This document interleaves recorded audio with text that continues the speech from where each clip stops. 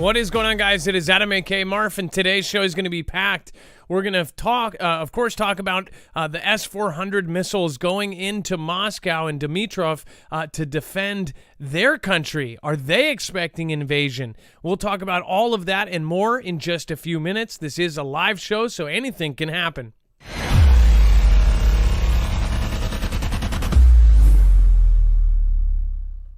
Nothing in the show should be considered legal, medical, or financial advice. The views of the callers can differ considerably and do not necessarily reflect my opinion, Dex's opinion, or anyone else who works with the show. You should always do your own research and consult with professionals. The internet is full of fake news, so please take everything with a grain of salt. If you have not already, it helps us out if you end up going through any of our affiliates, and it helps you out if you end up protecting yourself against cybercrime. NordVPN is one of the best and one of the easiest to use. If you do not have a virtual private network, it protects your IP address, which is your online identity, which actually connects to your real address and everything else. It also connects to you. If you know anything about how they are data logging and basically getting your profiles down, you can prevent that by having a VPN. Nord is, again, one of the easiest. Download it. It's like an on switch and off switch. All you have to do. Go to marfooglenews.com/VPN. Not only will you get a giant discount on this, but you will also be helping us. I appreciate your support, and I appreciate everyone that goes through any of our affiliates. Can't say thank you enough.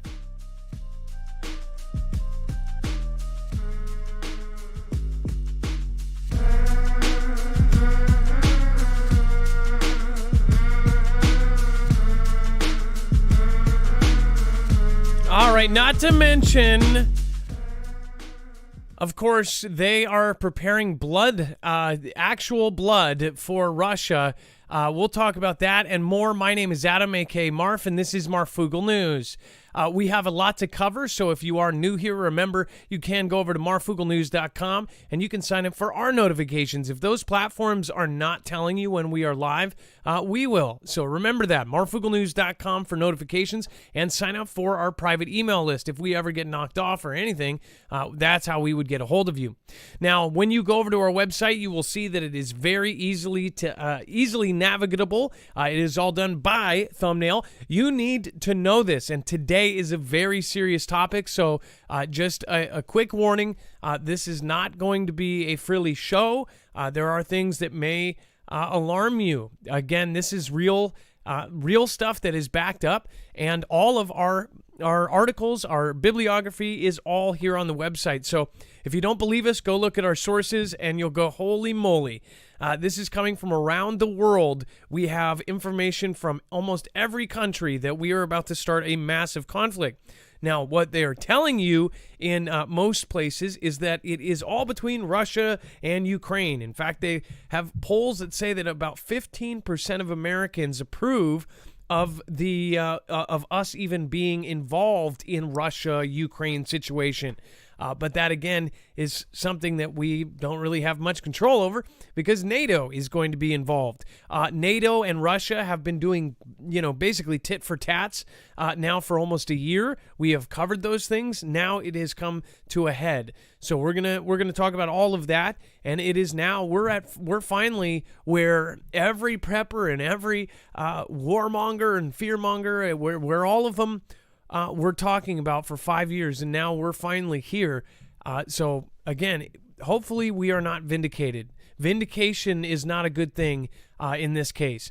Normally, it's a good thing to be vindicated and to be right. And but when I say be right, it is us. It's the Foogle fam. All of you have been talking about the same things for now years. We've all been on the same page, or at least close to the same page, for a long time. And now it's getting even closer. Now, when you go to our website, you'll see that we have every single article, tweet, video, picture, document that we show you here today will be on the website. And then also, there is a yellow bar. Once you hit the yellow bar that says web-only content, you will notice that is all the stuff that is too hot for TV.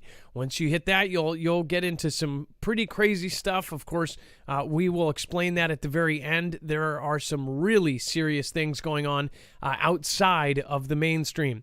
There's a whole nother show there. Make sure to check it out. And then again, if you do want to support us, we are independent. Of course, if you do want to do a PayPal and have it read out during the show, you can do that with the boxes to the right of today's show. All of our affiliates over there, EMP Shield, Patriot Supply, NordVPN, and now Energy. So again, make make sure to go over and check those out. All right, let's bring in my co-host/internet brother, Dex. What is happening, and how are you doing tonight? Well, hello, Adam, and hello, Foogle fam. I am getting prepared. So, obviously, a lot of people have been messaging us the last couple of days. I asked for military to message us. 4:30 in the morning, I got a message from someone who lives in Russia. They are actually a janitor, but they are somebody who actually works kind of an official position.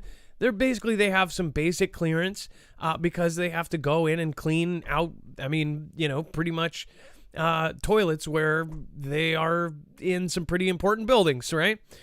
This person said that they got a text message from the U.S. Embassy in Russia. Lives in Russia, and got a text message stating that it would be a good idea to leave on the first possible flight back to home. This person said, well, I'm pretty much here full time. I had no plans on leaving ever.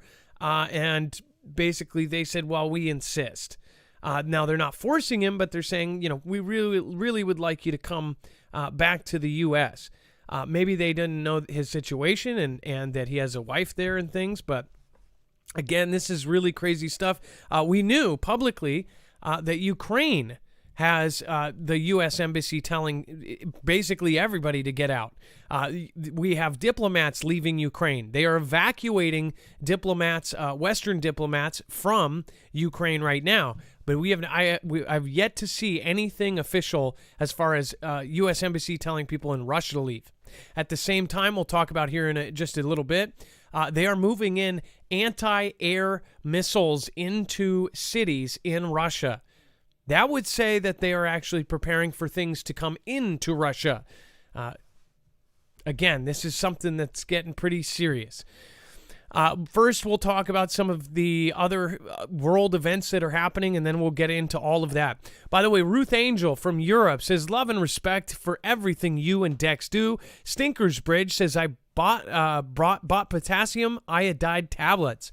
I hope you got, if you got that from, of course, My Patriot Supply. They actually have a really great deal on those. Thank you again, Stinkers Bridge. Charles Woods, battery powered gardener. Says, thanks for helping my friend Pro-Life Warrior.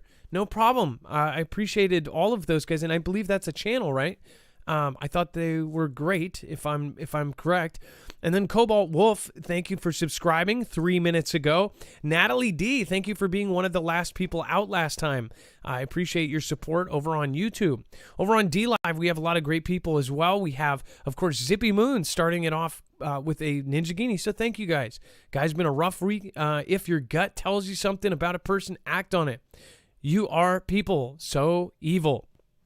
Yes, there's lots of evil people in this world. Again, I hope people start to see that. Maybe they'll come out of their trance.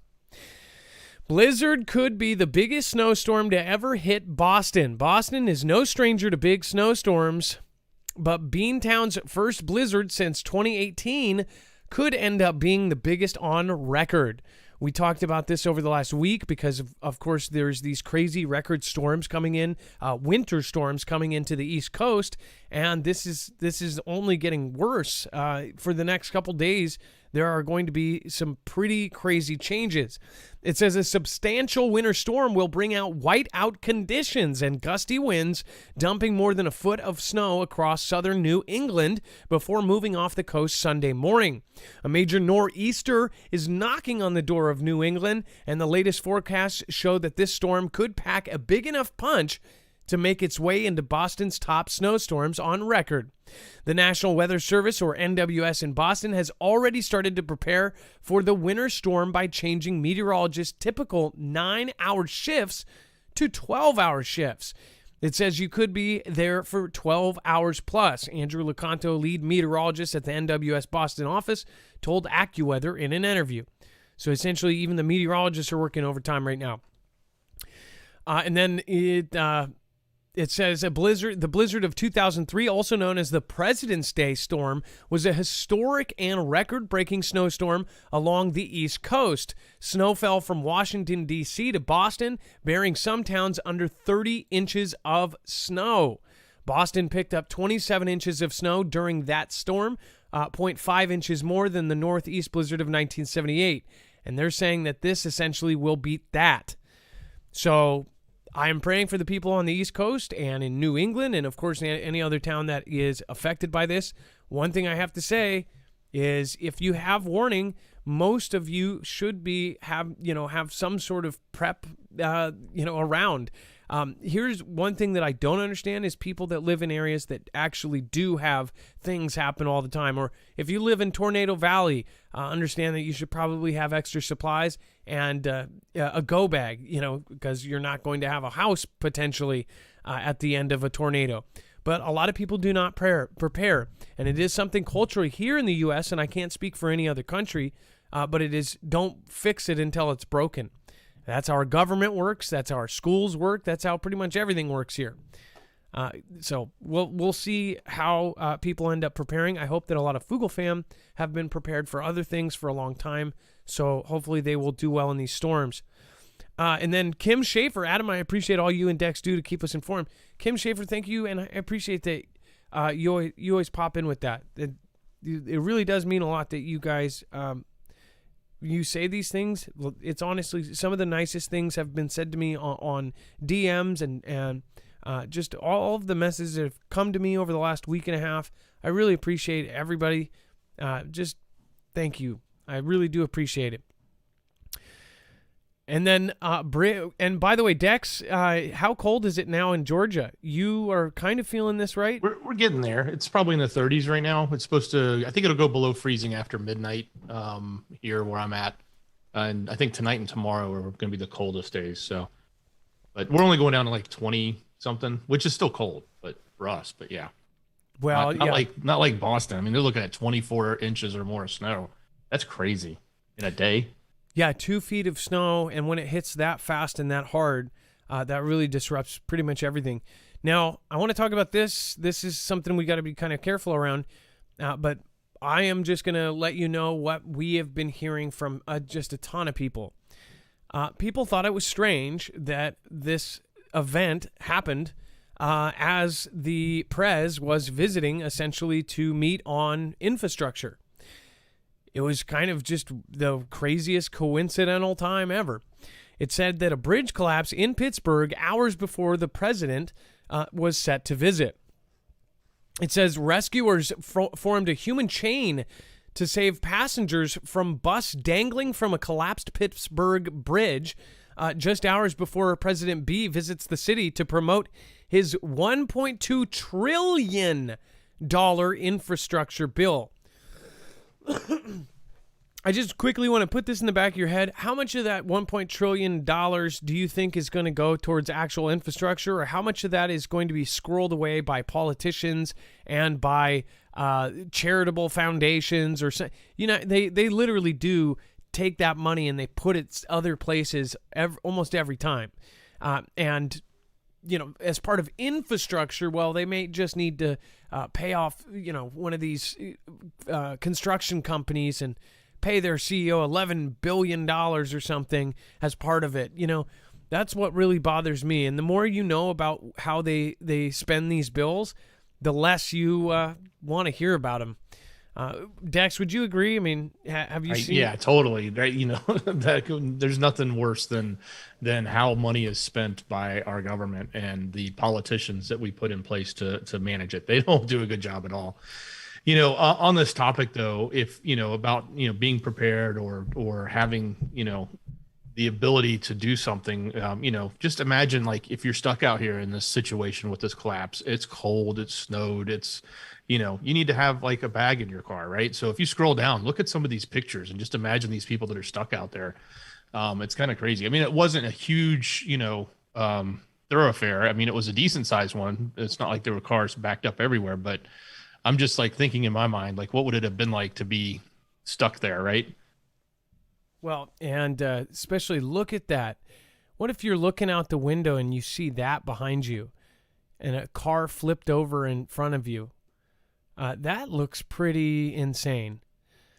Now, there was people in this bus. They, again, said that they made a human chain to try to rescue I'm guessing they were all holding hands because it was on a hill or on a. Yeah, probably that, and it was icy, or slick, I would imagine.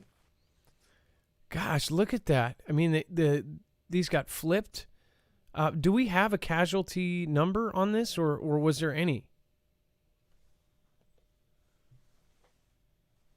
And then I don't know off the top of my head. I thought there was none. I'm trying to look and see if there's an update. I don't see how. I don't know. I mean, that's a blessing in disguise, or strange that no one got injured when you look at what, or I guess, died. It obvious if there was somebody in that red truck, if there was somebody in this truck or that car, that would at least be an injury. That would at least be some bruises. And then look at I didn't even see that. There's another car here. There's a Hyundai Sonata here that's covered in snow. Wow, look at the front tire. The front tire is hanging off like a booger. What in the world? What is that? It's like a lime green Audi or something. Oh my gosh. I did not see that the first time around, and the tire is completely flipped over. I love how they get a picture of somebody taking a picture. Look at that, almost like claymation. Okay, and then, yeah, a lot of people are on Reddit and other places basically talking about how strange it was that it happened, right before the visit. Is considering what they were talking about, and they, of course, use that to their advantage. Never let a good disaster go to waste. Ancient solar storm smashed Earth at the wrong part of the sun's cycle, and scientists are concerned. Now, this matters, again, because essentially things are changing, and we actually talked about this. I talked about this. I did get word that the White House, and this was something that was, it's not a verified thing. So I let you guys know that. I said, well, from what I heard, is the White House is going off of a different scale, or a different pattern.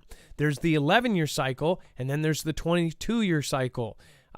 Looking at the sun and the events that happen. And under this 22-year cycle, which a ton of scientists are now switching over and are following this, it says that in the next couple years, we will have some of the most extreme sun events ever.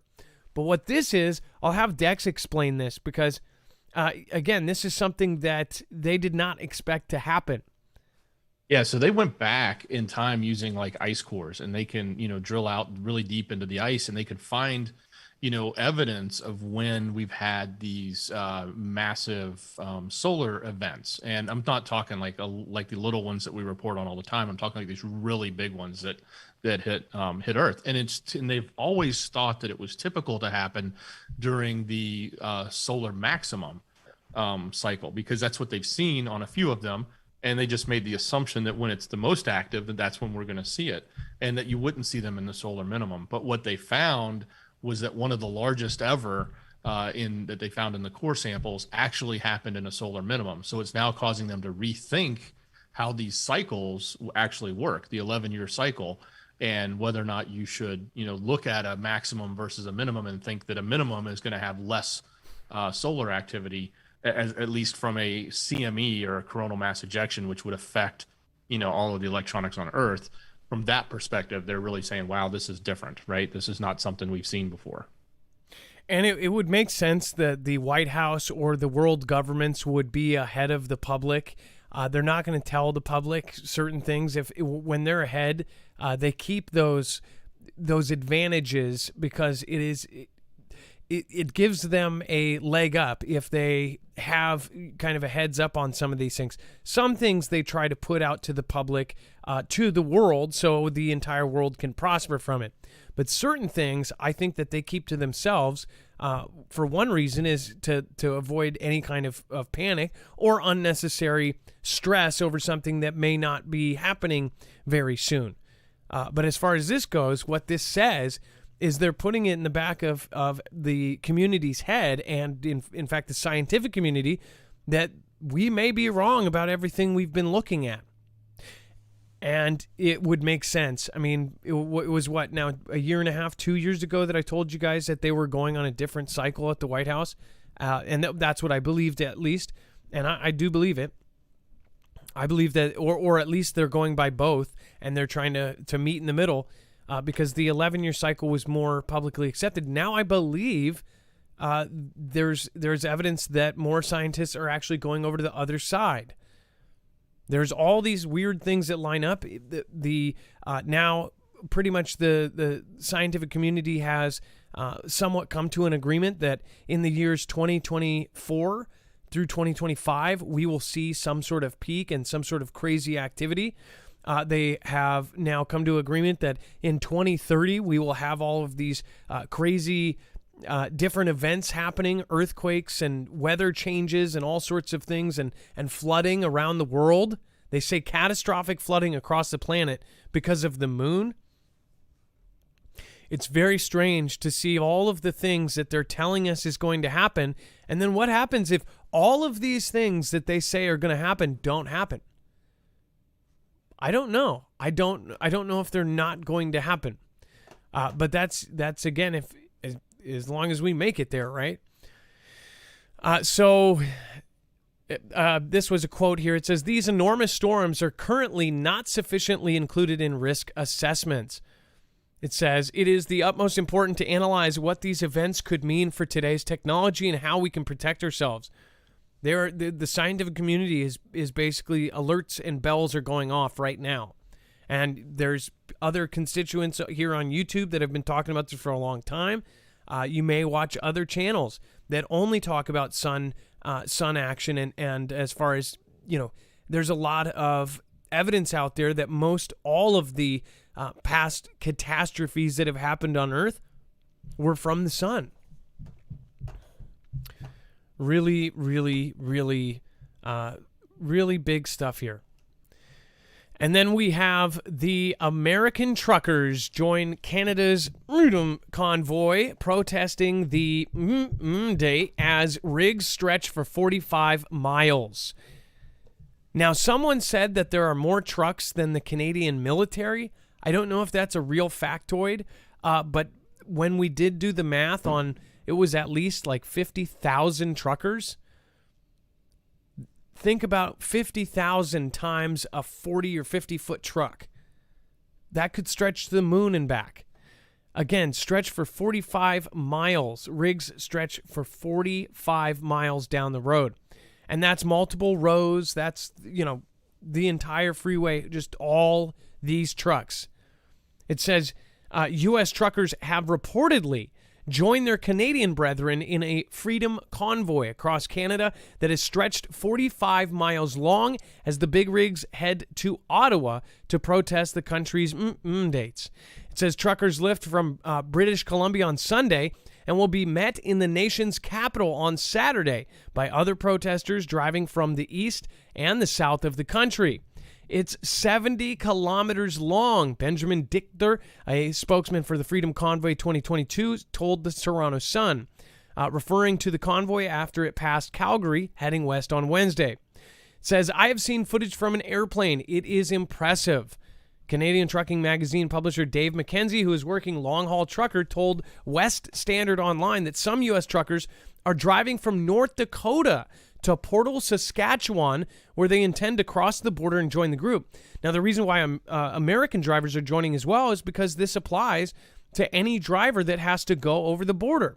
You have to have that to do that. So that is taking away jobs from people that are doing this. Even though we just removed restrictions here, the UK removed all restrictions. They're just like, oh yeah, this is over. We got everything we needed out of this, so we're done. Did anybody, did I miss the memo? Like, did CV just up and disappear? Or did they slowly say, oh, it's now weaker and it's this and that? I wanted to show you now. People. Dex just made a comment before the show, said that a lot of people think that, we have some sort of crush on Elon Musk. Let me just get it straight. I believe Elon Musk is connected in 3 huge ways. to some of the most main government agencies, and he is publicly putting out weird information. I do think that the elite of the elite of the elite, I do think that they almost look at it as a joke. They think we are all too stupid to see what is happening.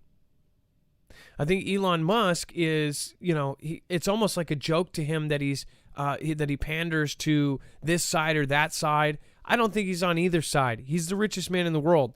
He's on a different level than all of us, but he's also connected with SpaceX, which is launching U.S. Space Force gear.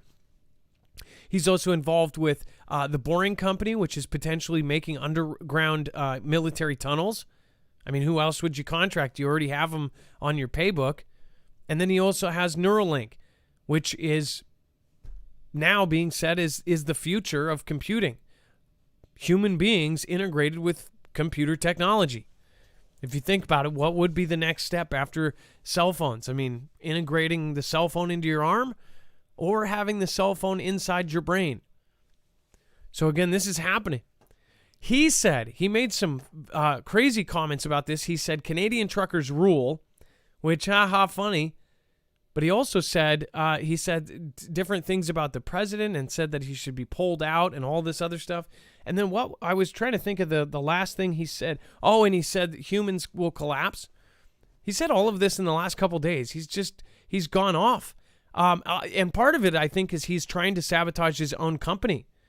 You know why? I think he's probably lowering his stock. And Dex, could you check if Tesla went down at all after this string of offensive or controversial tweets?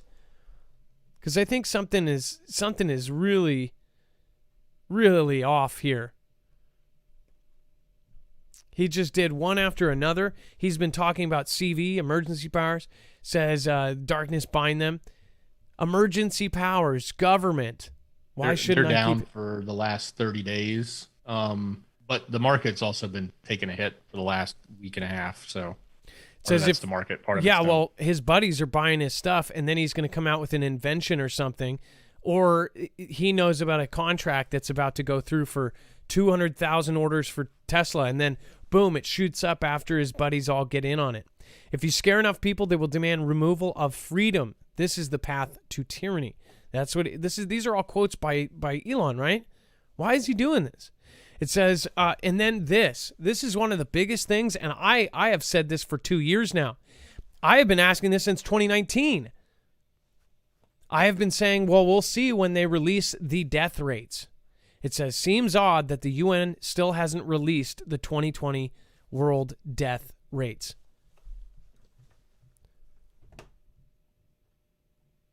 That's odd to me. And then look at this. CB radios are free from government media control. Is that a freaking signal? Like, I understand he's talking about this, but that would also be a convenient time to throw that up.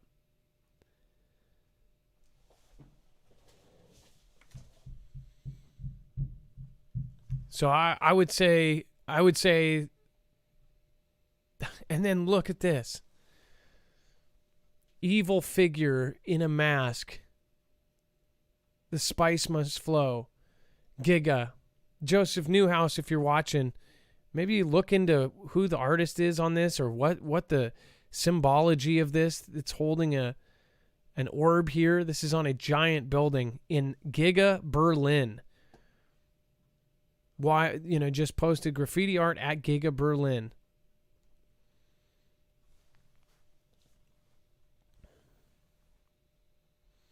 He does some pretty, as far as he does some pretty joking stuff, but there's really some weird stuff on here.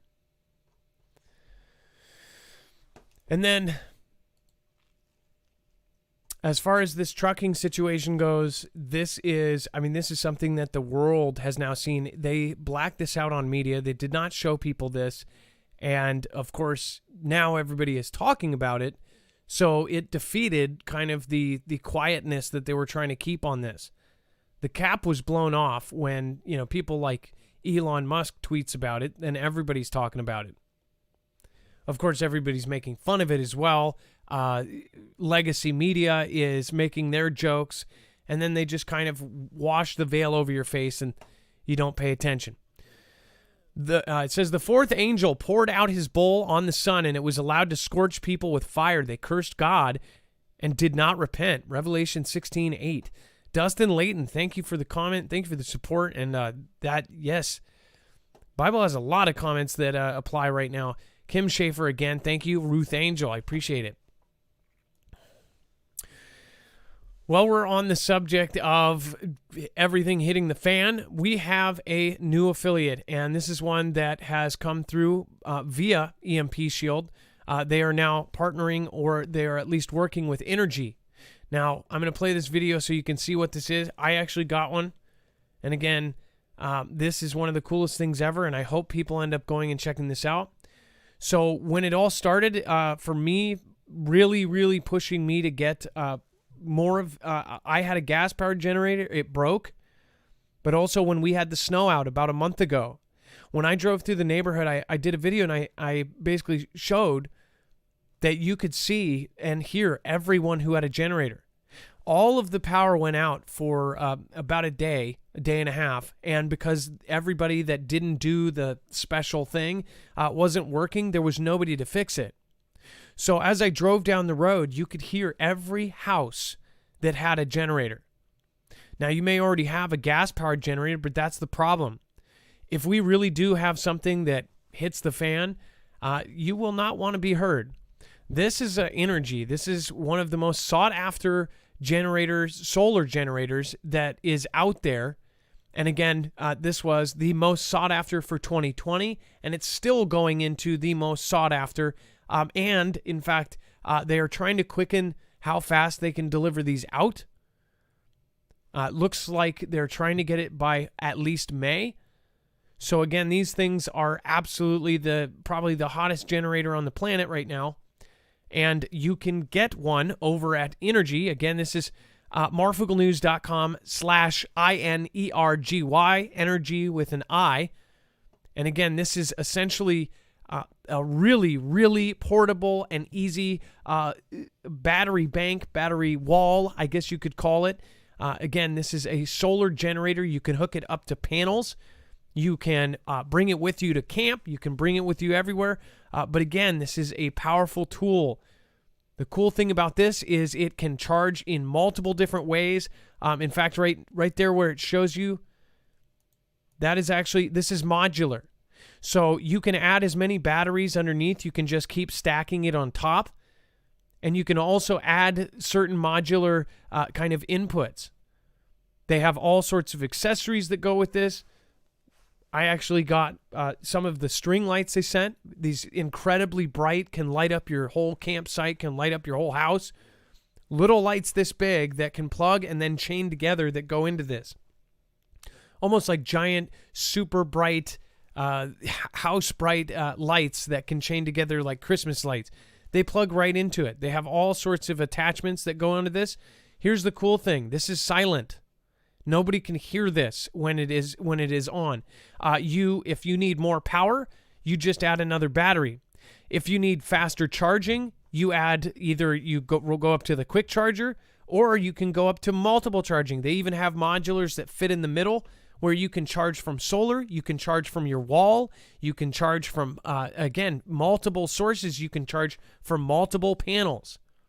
What is even cooler is you don't have to go with their proprietary panels. They do have panels on their website, but you can also go with your own. So if you already have solar panels, as long as you have the adapter to put it in, you can use the solar panels you may already have. This is an amazing system. Energy, again, is one of the hottest things out there, and we are lucky that they started working with EMP Shield because then we got introduced. This is amazing. I tried to get one, and they said I tried to get a different kind that I found on the internet last year, and they said it was like an 8-month wait, so I just never did it. So again, marfooglenews.com/energy. If you don't have a generator, if you're in the market for one, this is one of the coolest things you will ever see. It really is amazing. So just to let you know, my entire show is running off of 2 full bars right now, 2 full power bars. My entire show is running off of it. So if we ever lose power, my router All 8 of my lights, my computers, my sound gear, everything is running off of this. So again, we will not ever lose a show because of a power outage. And we've lost probably 4 or 5 shows this year to us losing power because of where I live. So again, I won't normally go this long on something like this, but we are really super pumped about this. I think that this will help a lot of people. I believe that this possibly, again, could save people's butts. This is, again, something that is really, really cool. Here they show you can actually do all sorts of different charging ways. You can be charging from one method and another and 2 panels, and you can even add a modular so you can do it from multiple. It's really, really freaking amazing. And all that, and nobody will know you even have it on. So this is, solar generators are the next step. They even make, if you go there, you can even get one that's basically built up with the EMP shield built in. So make sure to go over to marfooglenews.com/energy. Dex, again, if there's anything you want to say, I know that.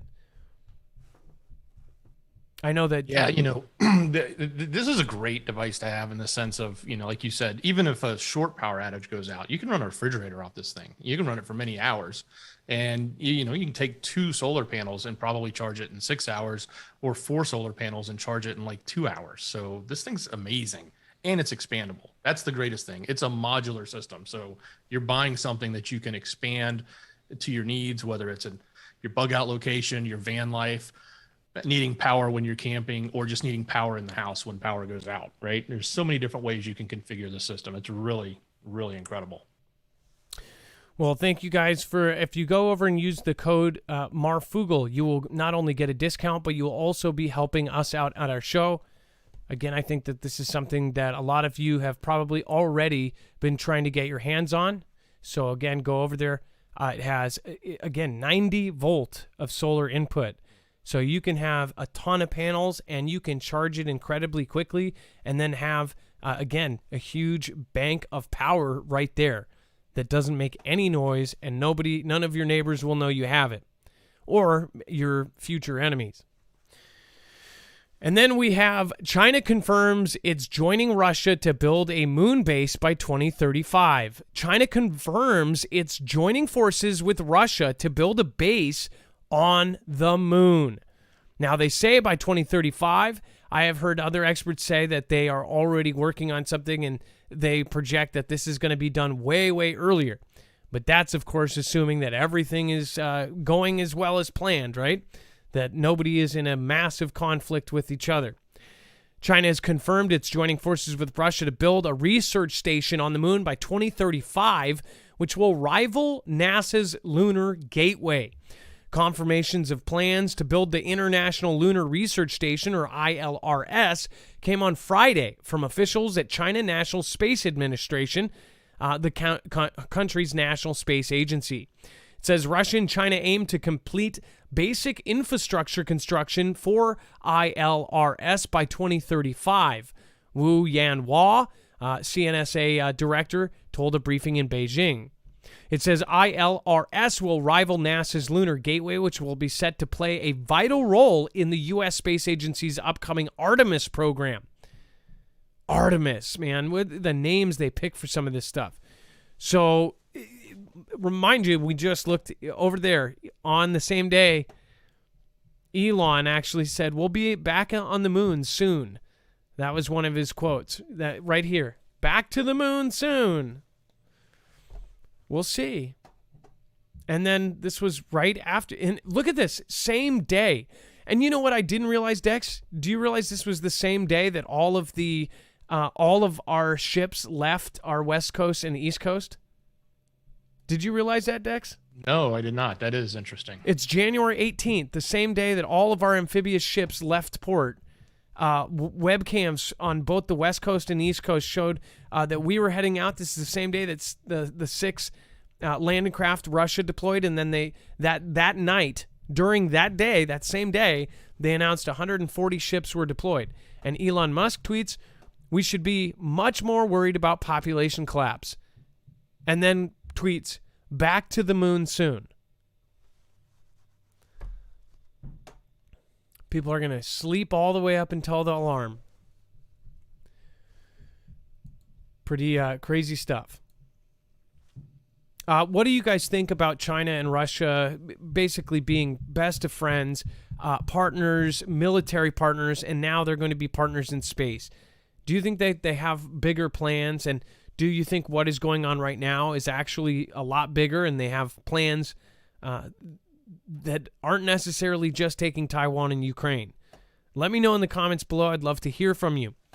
And then Toyota heading to the moon with cruiser, robotic arms, and dreams. Dex, do you want to cover this one? So here we have yet another country going to the moon, and this is Japan, but obviously with a commercial operation with Toyota. And the Japan Space Agency is looking to be, and they actually have ambitions to help people live on the moon by 2040. And then moving on to Mars and other places, I guess. The thing that comes to my mind on this, it's not really new to think that another country is looking to go to the moon. But now, as everyone is heading there, and they're not just heading there with probes, they're starting to head there theoretically with people and wanting to establish bases and camps or whatever. How's it going to work? Like, who's going to claim the territory? Who's going to carve out the property, so to speak, or the landmarks that denote this is Russian land versus this is China's land, this versus, or space dust versus this is the U.S. Territory on the moon? That seems like it's going to be that is going to have to be figured out rather quickly. At the rate everyone's racing to get there. And I think obviously whoever gets there first is going to probably try to take the biggest chunk, if not the whole thing. Well, and it also shows you most of these countries, even the smaller GDP countries, are all trying to get to the moon. I mean, you have even Israel trying to get to the moon. They sent their lander and it crashed, or supposedly crashed. You even have countries like Norway and Sweden speaking about this and trying to figure out how they can get citizens of theirs to the moon and talking to other companies and seeing where they can fit in or if they can get something. I think a lot of countries were hoping and waiting for it to get inexpensive, and that Elon Musk was all of a sudden going to be leasing out $10,000 rocket rides or something. Provoke Your Thoughts says adapt 2030 YT Grand Solar Min causes crustal liquefaction. Perhaps why the crumbling infrastructure, new old tech to come. One thing I think about that is we just recently had a mudslide here in Washington. I want to say Magnolia, and then we had one in Somerset Bellevue, and one in Magnolia, Seattle. Two different areas just had these weird liquefaction things happening. Something I'm thinking is that our area is something is going on with our soil. Of course, we have the Cascadia subduction zone. We have other things, but a lot of Seattle is built on soft ground. That's why we are so screwed when we do have that 9.0 that will happen. That's a 9.0 that's guaranteed to happen. Ilea says Elon is the 8th richest in the world. Bezos is richest. And then says, whoop, Elon is 2nd richest, not 8th. My bad. So it's actually gone back and forth. I think currently he may be the richest. And then yesterday he was the 2nd richest. Him and Bezos have gone back and forth. I think one of the articles that we read said 16 times in the last couple months. It's kind of like Monsters, Inc., where they keep going the top. Sorry, I use a lot of kids' movies because I have 4 kids, but the top contender keeps going up and down between first and second. Exactly. Well, I've always said Elon's rich on paper, right? But here's the interesting thing. And, looking at the fact that his stock went down, you remember at the end of last year, he sold a lot of stock, billions of dollars worth.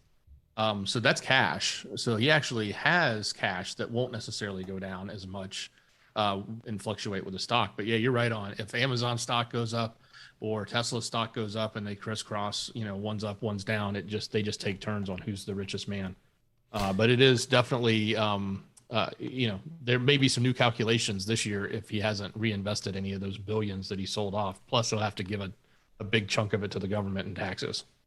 Yep, that is right. And I bet you he's going to invest it instead of paying taxes on it, because if you invest it, then obviously you can, depending on where you put it, you can put it somewhere where you don't have to do that. Stinkers Bridge, again, thank you. Tracy Underwood, I believe I missed you, says, hello from Boise, Marf.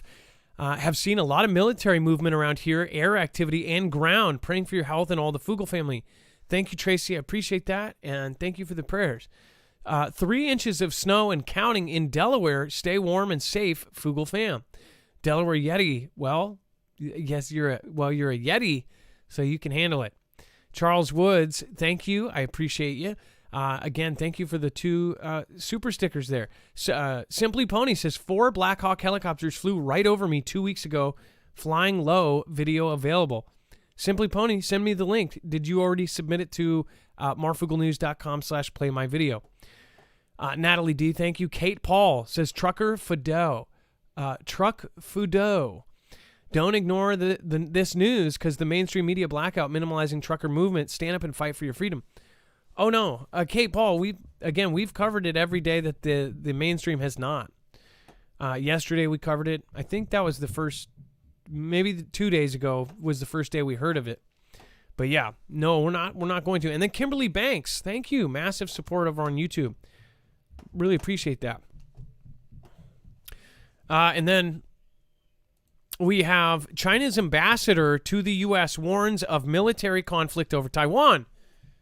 I mean, it's just like it's right on schedule. See, this is why I said, nobody's paying attention, and it's all happening at the same time.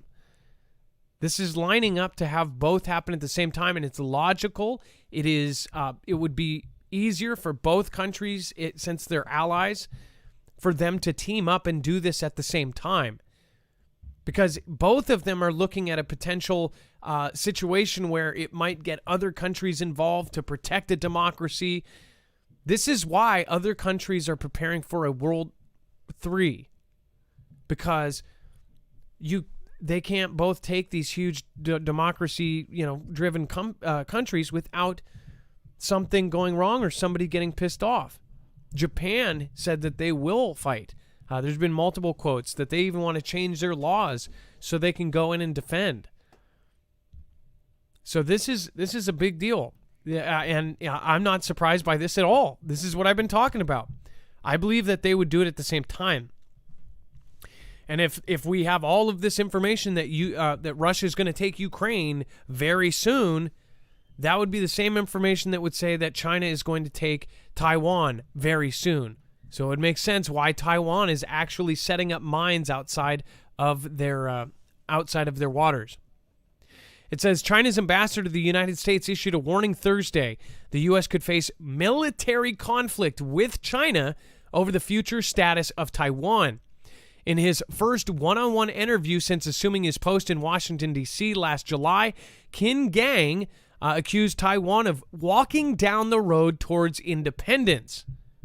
That's right, he accused them of it, and added, if the Taiwanese authorities, emboldened by the United States, keep going down the road for independence, it most likely will involve China and the United States, the two big countries, in a military conflict. It was an unusually direct statement about the U.S. and Taiwan. Observers say China more commonly speaks in more general terms, such as saying that the U.S. is playing with fire. But they directly said military conflict. They're not stepping on eggshells around that subject. It says, though American eyes may be focused thousands of miles away toward a threatened war in Ukraine, U.S. officials and analysts have voiced increasing concern about Taiwan's ability to defend itself.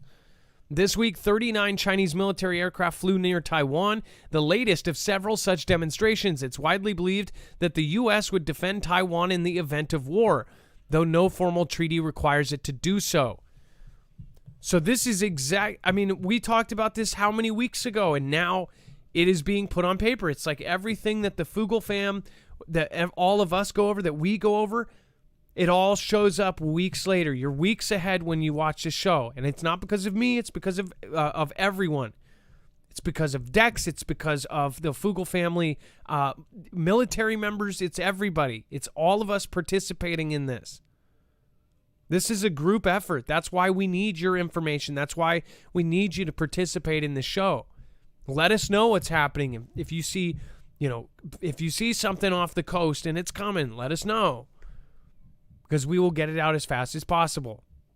It's another reason why people should subscribe. Make sure to hit that button. Bobby Miller, thank you for subscribing right now. You see? Boom. Right there. Keith and Queen Brat. Hello, Fugel fam. I'm retiring from trucking after 36 years due to health reasons.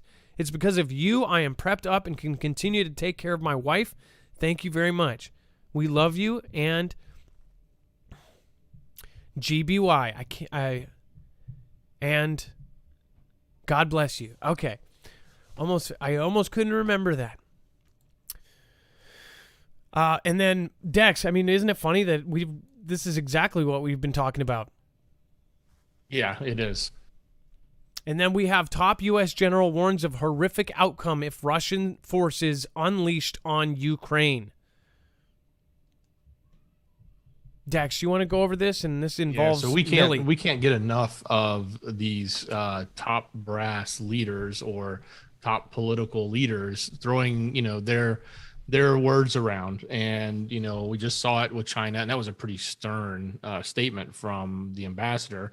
And now the chairman of the Joint Chiefs of Staff, Mark Milley, has warned, and using the word horrific would result in significant casualties, and urged, Putin to choose a diplomatic path. So, he's really coming out strong, and obviously the top dog, the top brass of the Pentagon, coming out with this statement. So again, we're going to continue to see these, I imagine, until conflict starts. If it does start, hopefully it doesn't. Maybe somebody will have the right words to, change the path of this. It seems like, I like to wonder where we would be if we had different leadership on either side, and looking back at past leaderships, how would they handle this? Even going back to Reagan, what would he have done in this scenario? And, how we could actually get through this without having a conflict versus the path we seem to be on right now, which is, not really negotiating and saying, bring it, because we're not gonna talk to you. That doesn't sound like a really good diplomacy in my mind. So, and then we've been drilling at night. We've been drilling in urban areas. We've been doing actual convoys and things through cities like LA and Chicago, and you've got Humvees and actual military gear driving through cities. They've been doing guerrilla warfare out in the forests in North Carolina. Wasn't it North Carolina, Dex?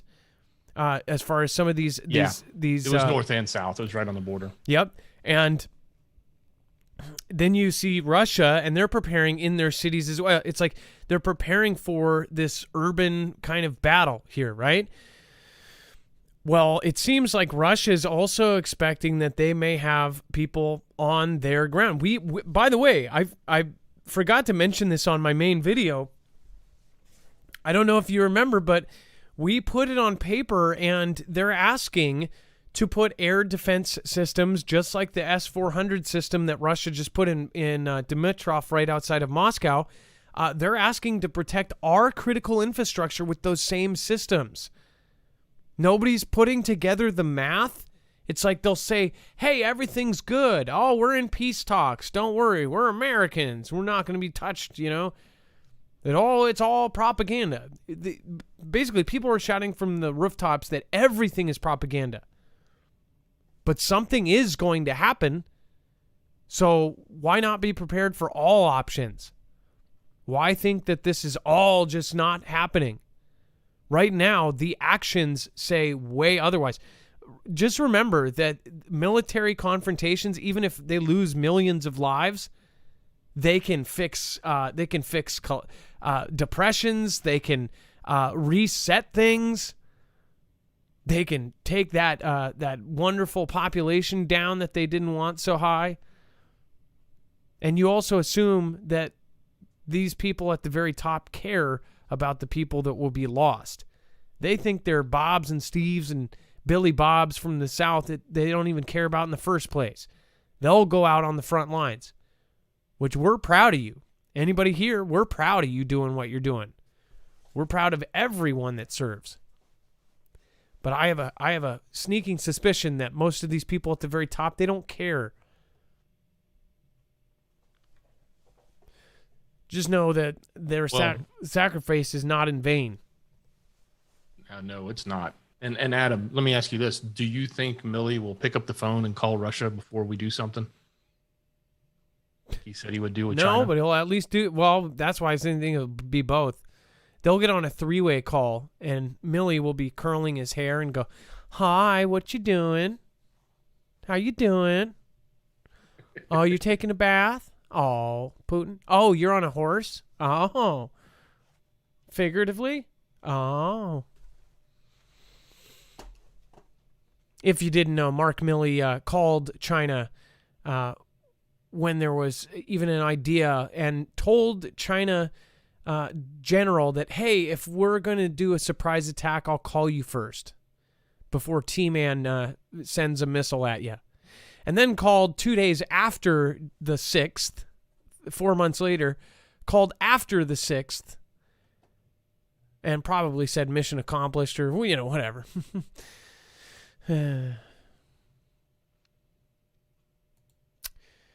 And before we get to Russia-Ukraine standoff drives wheat and corn prices higher, and we also have Russia moves blood supplies near Ukraine. Again, one of the most concrete signs that they are about to go to war. We'll talk about that here in just a second. I do want to remind you right now, if you have not already, make sure to go over and check out EMP Shield. This is the same company I was just talking about with energy. They actually work together, so you can actually get an energy generator with EMP Shield equipped, or you can get these kind of adapters. And then make sure to go over to marfooglenews.com/EMP. If you don't know what an EMP Shield is, essentially these devices can protect different things from getting fried in the event of an EMP, electromagnetic pulse, or a CME, a solar flare that happens naturally. Again, this is a system that is Keystone military tested. This is the same company that has been contracted with agencies like DOD, DHS, and of course on the DEMSO team helping protect the Texas grid. Make sure to go over and check this out because if you are not protected, I would highly recommend at least going and seeing what you can do to protect yourself. If you work far from home, I would definitely try to protect your car at least so you can get home and you're not stuck somewhere in the event an EMP hits. If you're the only car driving, that's a good thing. Again, marfooglenews.com/EMP. They make devices for your home, your RV, your solar system, your motorcycles, your generators, even your boats. So again, you can cover almost anything and everything with this. Just make sure to go over at the marfooglenews.com/EMP link because that is how you get that big discount. $50 off per device, and that stacks on top of every discount that they end up running. So if they do a sale, that means that it actually stacks. All right, and then Dex, Russia-Ukraine standoff drives wheat and corn prices higher. You've been following the inflation. You actually have done a really good job at marking these inflation and the prices go up.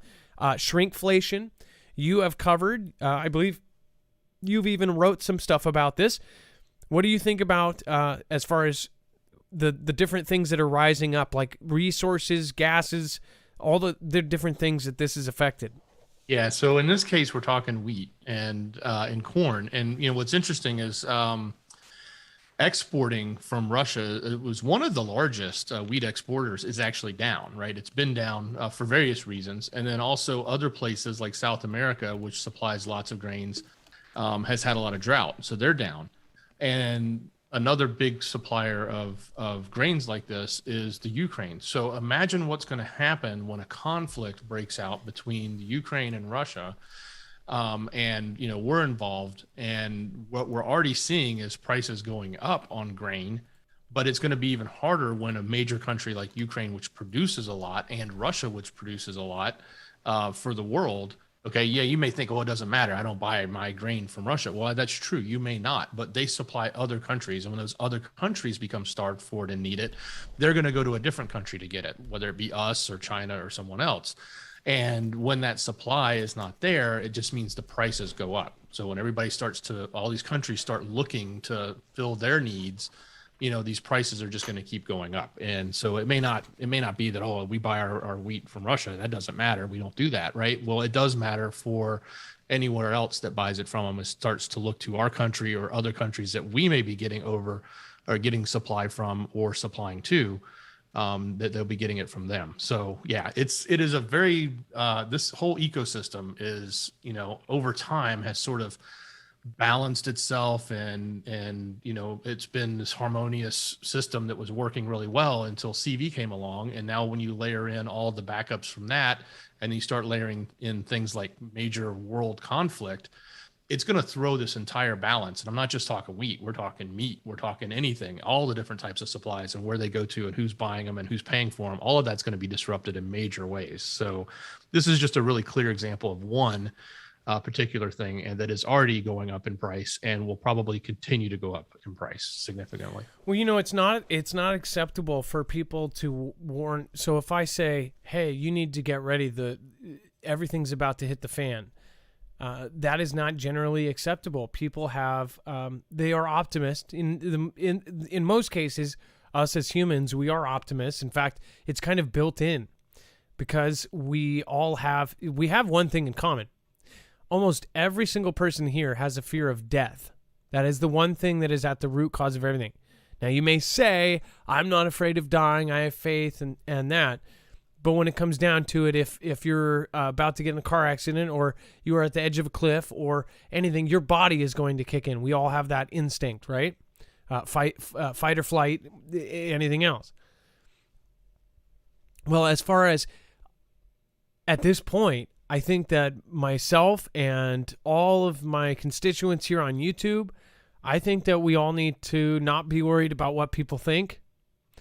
I'm just pretty much, I'm over worrying if people think that I'm, again, I don't even want to mention it after today's show, but fear-mongering. This is not fear-mongering. This is telling people to wake up. We are about to go through some really hard times. And people need to be told like an adult. They don't need it sugar-coated. You don't need to be told that we're all going to be fine and everything's going to be okay. Because my firm belief, and this is based on analyzing thousands and thousands of pieces of evidence and articles and watching every move by every country in the world, that we are heading into this is part of a reset. It's very clear. Most of us actually know. We've even had the information given to us, but we just don't believe it, or we don't know what to believe anymore. Go with your gut. What you think is right is most likely right now. So, and it's things like this, Adam, that make it really evident that it is now more than ever is the best time to be investing in the things you're going to need in the future. Right? Whether that's long-term storage food, whether that's, if your house uses a lot of grain or rice or corn or whatever, and you want to buy in bulk now, you're saving money. If you buy it in bulk now and you can use it a year later, I guarantee you it's going to be, I can't guarantee, but in theory, the way everything's looking, it's going to cost you a lot more to buy that a year later. So why not buy it now? Right? That's the type of things that people need to think about when it comes to inflation, is if there's certain things you're going to need, and maybe you only bought it every time you go to the grocery store once a week, right? Well, if you can buy some of those things further out, you can actually save yourself some money by stocking up on some of the things. I mean, don't go crazy about it, but so if there's be responsible. But yeah, if there's a canned food that lasts 7 years, and in 1 year from now it is going to be 80 cents more expensive, and if as part of a survival kind of kit, you'll need 20 of them. That's 80 cents times 20. That's another $20 you'll need to spend. And that's just one part of your package of the hundreds of things you will need to survive. So why spend 80 cents more?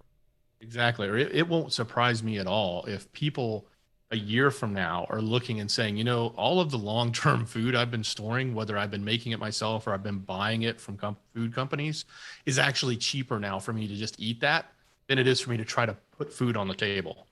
So those types of investments that people have either already made or could be making now are some of the types of investments you need to be thinking about, in addition to, your traditional saving money or saving, gold or investing in other things, right? This is the type of stuff that can really help you offset inflation and shortages when that stuff does happen.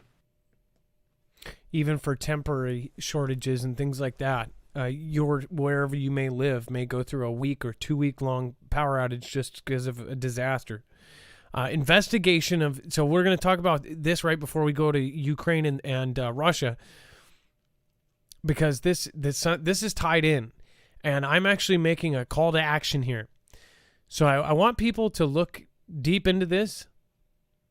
If you know why this would matter, so anything with the power grid, I am paying attention to. I don't care what country it is, because there are a lot of practices and drills and operations going on around the world that actually do matter, no matter where you live. If you're one of our allies, if you're in Australia, in the UK, if you're New Zealand, wherever you are, if you're one of our allies here, if you are an ally with the US, then you should be paying attention to these outages and these power grid failures, because they are actively practicing taking out our communications, our satellites, and our power grid. We have just been warned here in the United States that our power grid is at risk from specific and credible threats. This is why people need to start thinking about this. Okay? But this says, investigation of reasons behind Central Asian power outage ongoing. Uzbek Ministry of Energy says. So basically what happened is a huge chunk of the power grid went out in Central Asia, and this was one of the first massive breakdowns of their power grid.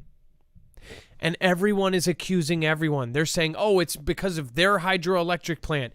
Oh, it's because of their infrastructure. It's because of this. It's because of that." They're all pointing fingers at each other. I think this grid is so big; it covers 3 countries, right? And I don't know if it covers it completely, but it's shared by 3 major countries there. Think about Kazakhstan is one of them, but yeah, they all share it and they contribute to it. And they're not as big, but I mean, imagine if you had Canada, America, and Mexico, the grid of all 3 go out, right? They're not as big as all 3. I don't believe that they are as big, but it's giant, right? I mean, it might even be the equivalent of all of the United States. I wonder if it's 3,000 miles across, right? The grid goes out in all of the United States. This is a massive, massive power grid failure. And nobody truly knows what's happening because they're all pointing fingers this way and that way. Was this a hack? Was this a practice? Or was this a practice for a bigger grid? Was this practice for a smaller grid? Think about that. And the players here are all connected with all of this Russia-Ukraine things.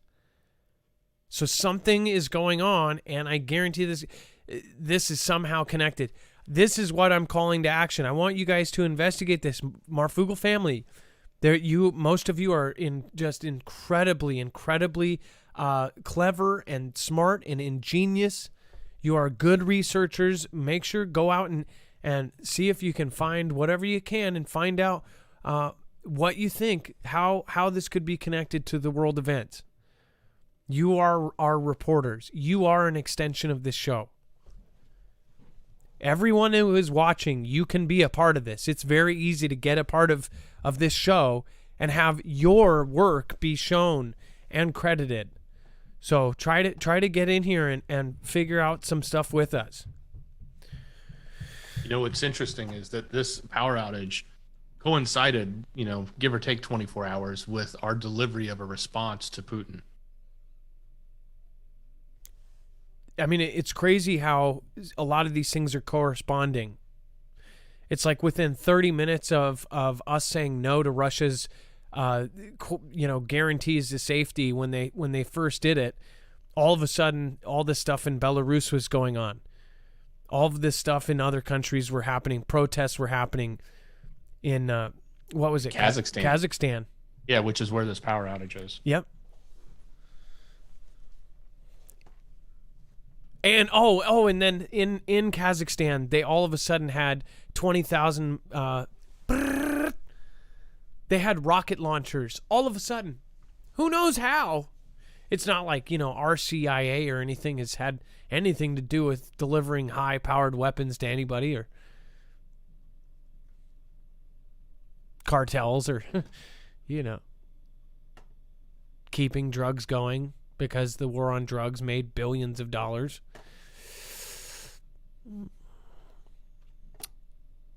Exclusive. Russia moves blood supply near Ukraine, adding to the U.S. concern. Okay, so this is much more important than somebody would read over this and go, oh, okay. And they would go right past it. When you are getting the physical blood supplies, that is saying that you are preparing for combat hospitals to serve and basically help injured and to deal with mass casualties and mass injury. Russia's military buildup near Ukraine has expanded to include supplies of blood along with other medical materials that would allow it to treat casualties. In yet another key indicator of Moscow's military readiness, 3 officials tell Reuters. Current and former U.S. officials say concrete indicators like blood supplies are critical in determining whether Moscow would be prepared to carry out an invasion if Russian President Vladimir Putin decided to do so. And it says the disclosure of blood supplies by U.S. officials speaking on condition of anonymity adds another piece of context, growing U.S. warnings that Russia could be preparing for a new invasion of Ukraine as it masses more than 100,000 troops near its borders. Now remember, there's 250 confirmed trains heading in and to the borders where all of the others are already stationed. They have 3 locations from all 3 different areas about to take Ukraine. They already moved about 30, 40, 50 trains by now. By now they might have moved all 250 trains that were scheduled. Humongous trains filled with soldiers moving in. Trains moved with gear, moving all over the country. And there's Twitter proof of it. There's hundreds and hundreds of vehicles, videos of the vehicles, the S-400 defense systems being moved. It's all there. And these aren't like, these aren't from the same angle and from the other side or something like it's some sort of propaganda. It's all over the country. The person I talked to who's in Russia said that it is all over the place, that everybody's talking about it because it's everywhere they see. They're seeing military gear. Here, it's like nothing's happening. In the U.S., it seems like nothing is happening. Mind you, when all of these talks were going on, the White House had concrete walls put up and nobody knew why. Was that practice? By the way, do we know?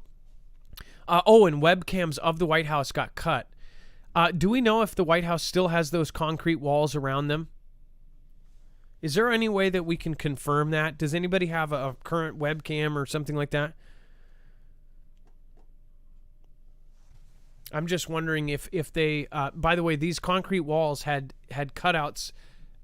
They were concrete pieces, and then they could remove pieces to put essentially rotating pew-pews.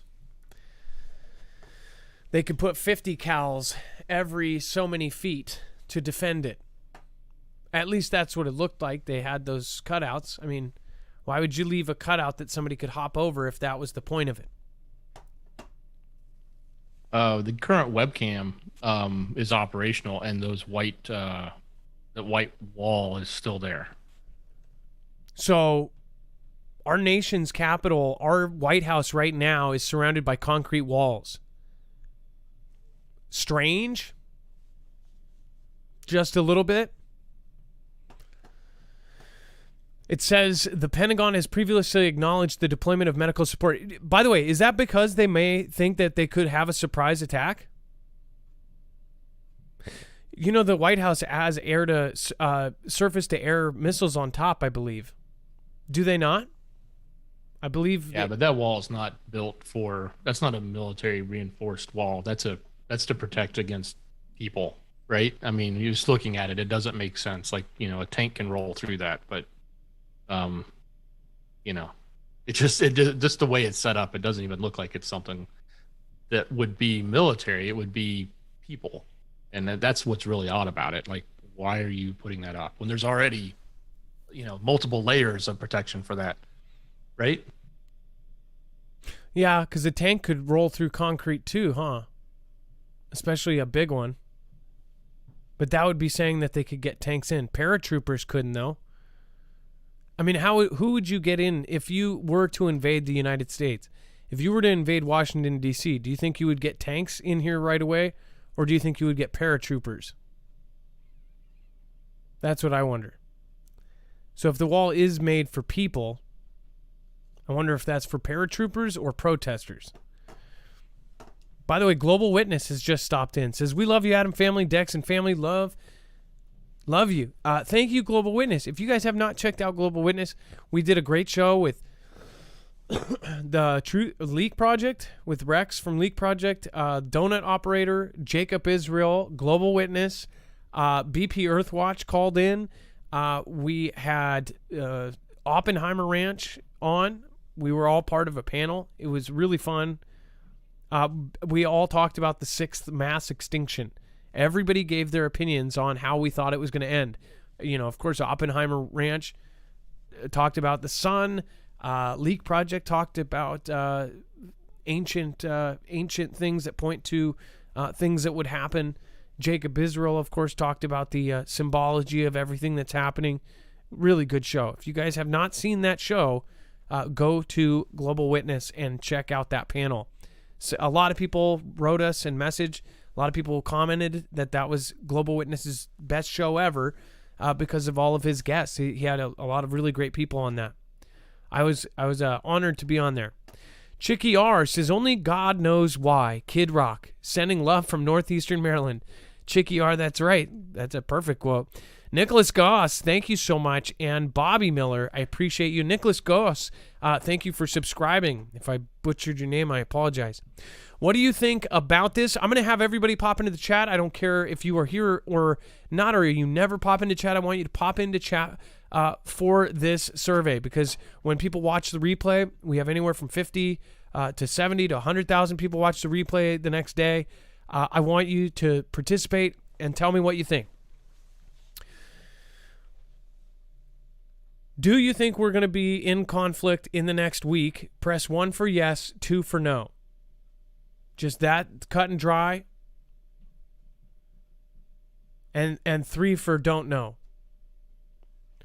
1 for yes, 2 for no, 3 for don't know. Remember, 1 is going to war in the next week. 2 is no, not in the next week. And 3 is don't know.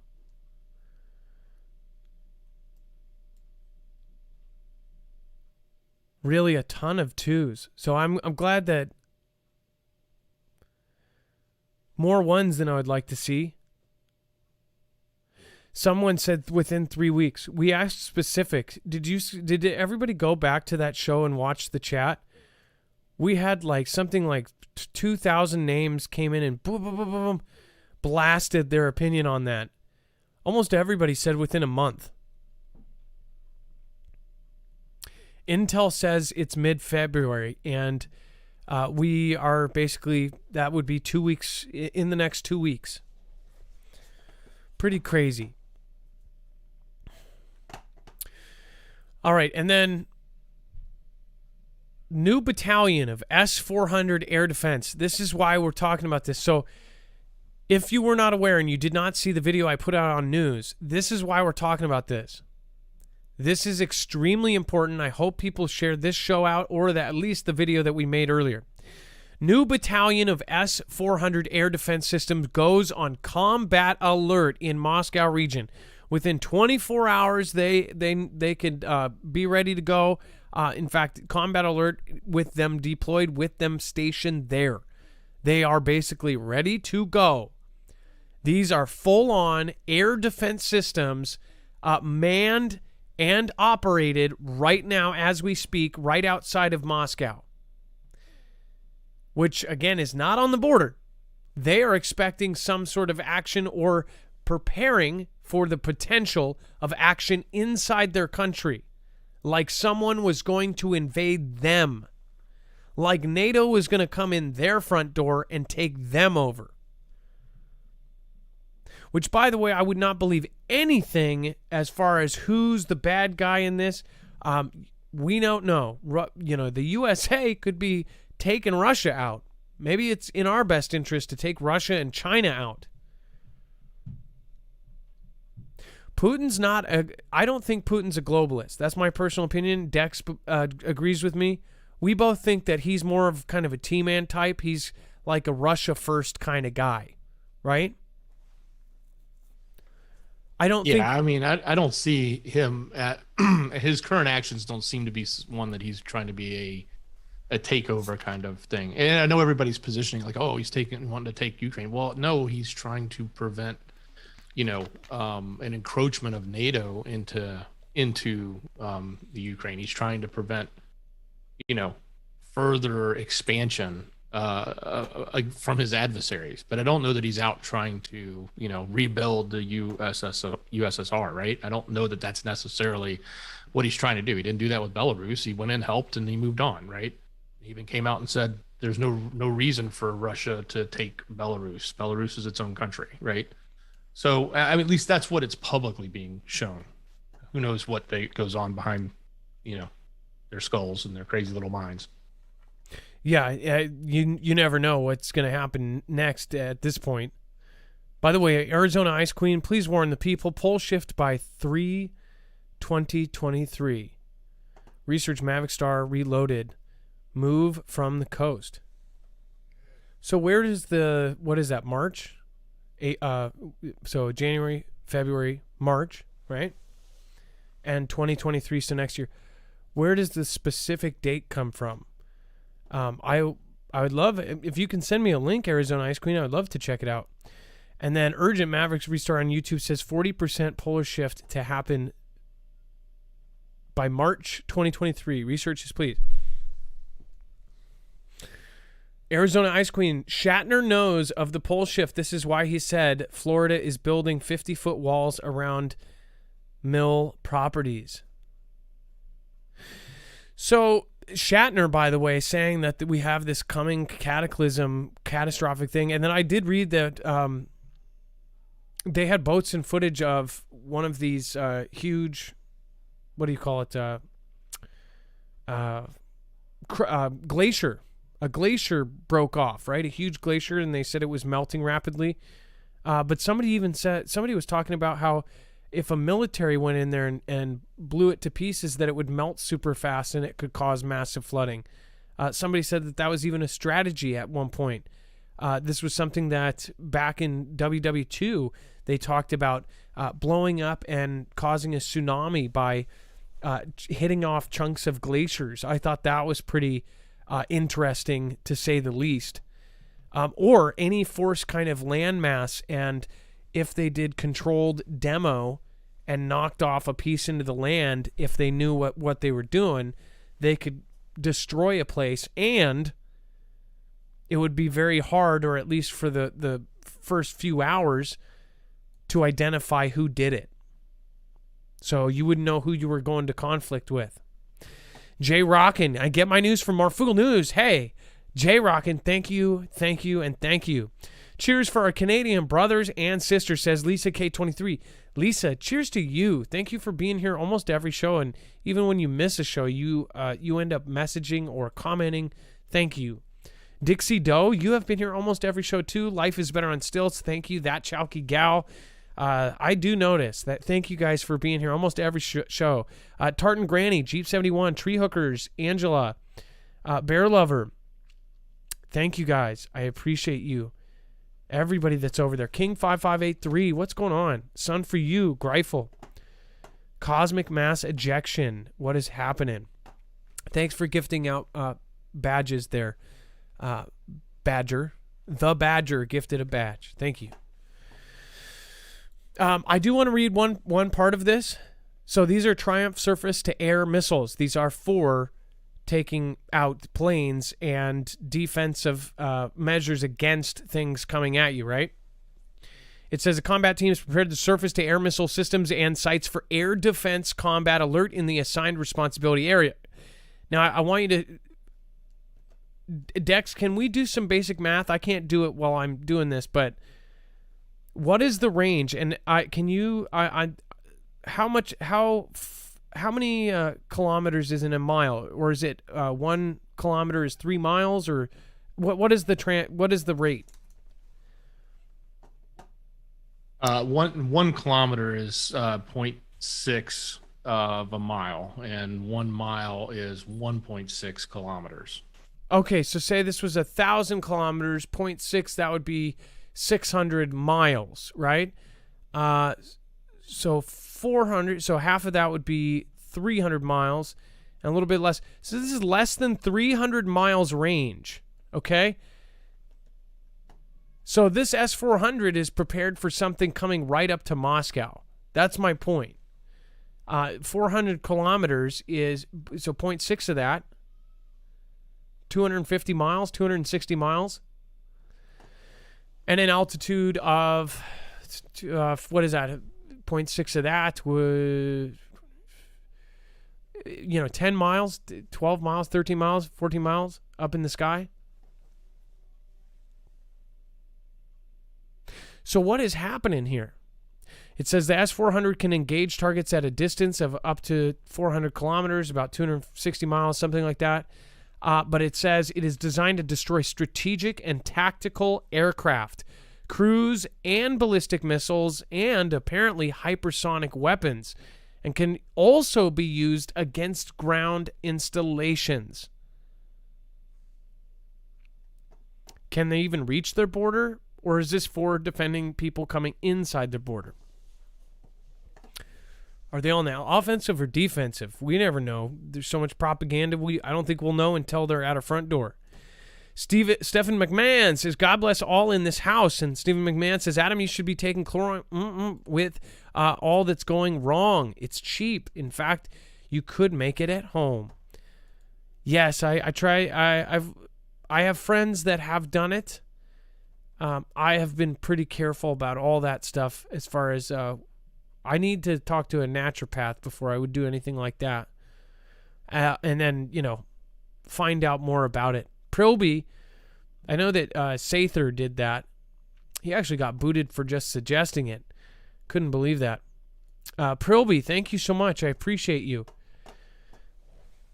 Pretty scary stuff.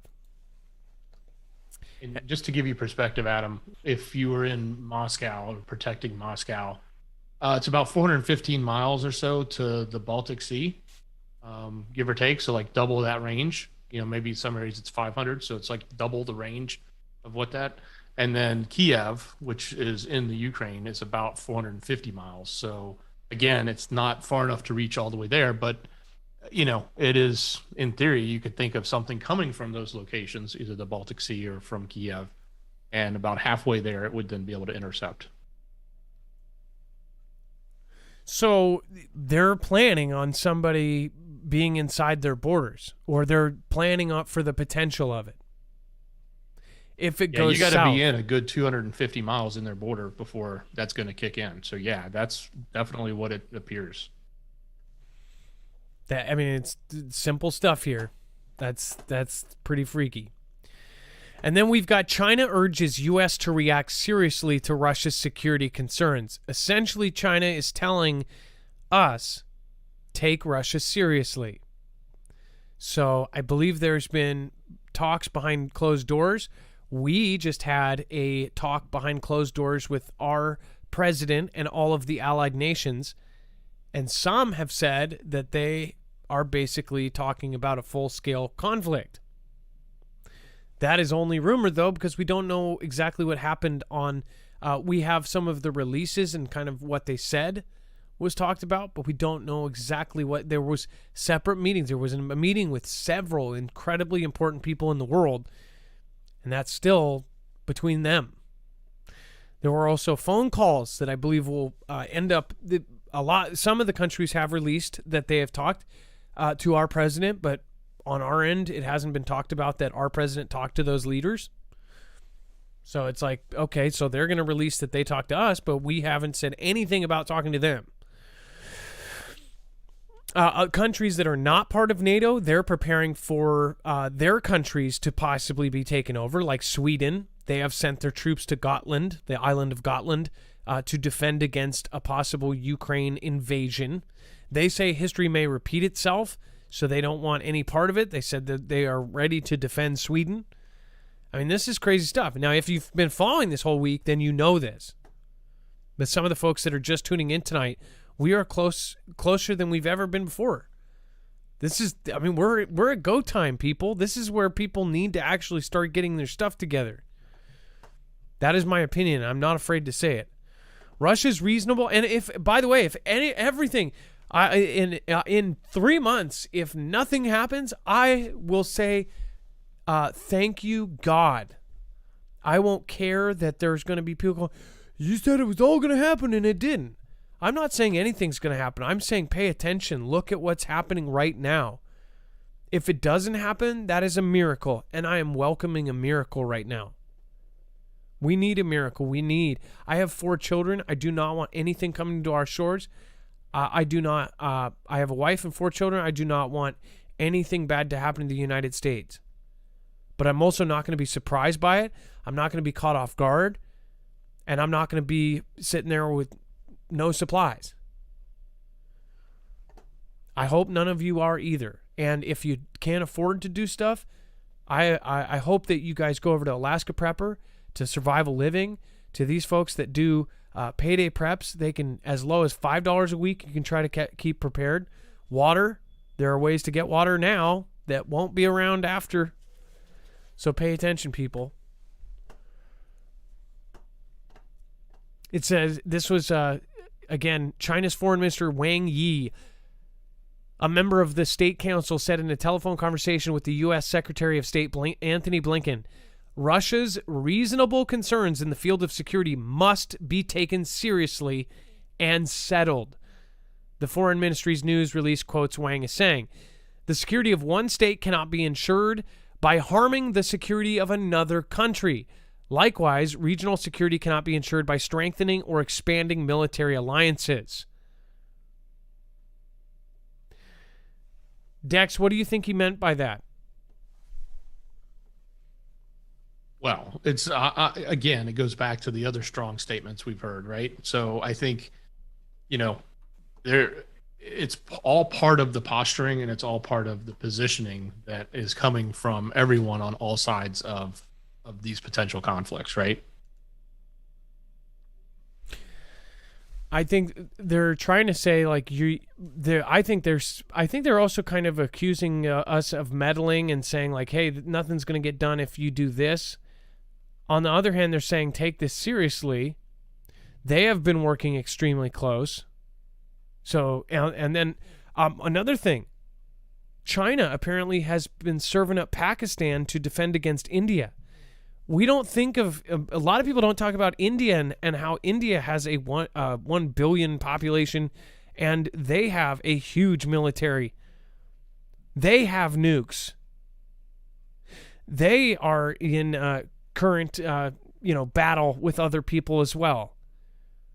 Apparently, they're giving S-400s to Pakistan to defend against India. So is India going to go? Is everybody about to go just, fisticuffs with each other? It kind of seems like it.